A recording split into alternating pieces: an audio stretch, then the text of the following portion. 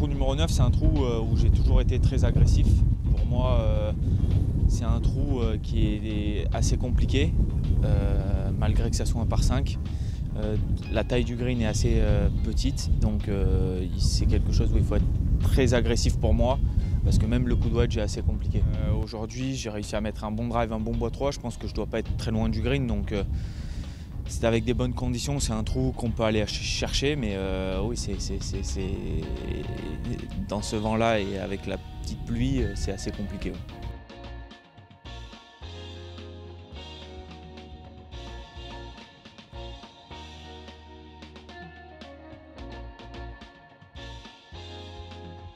Avec un coup de bois 3, c'est assez compliqué de dire on évite cette zone.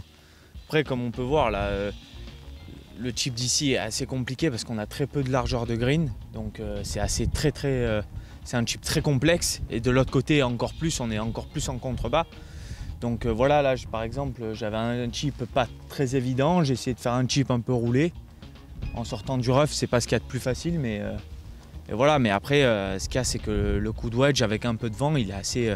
c'est assez compliqué de trouver la bonne profondeur et surtout la bonne dispersion. Donc pour moi, il faut essayer d'être au maximum agressif. Après, il faut accepter si on a un lie un peu compliqué et un chip assez complexe. Mais là, on peut voir par exemple qu'on peut faire facilement un chip contre la butte et la mettre à 3-4 mètres et avoir un peu de pour birdie.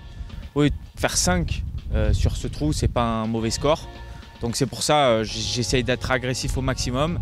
Et où une fois que je me retrouve là, c'est là où soit je joue un peu plus défensif sur le chip, ou soit j'ai réussi mon coup, j'ai fait un coup fantastique et j'ai un putt pour eagle ou un chip école pour l'eagle.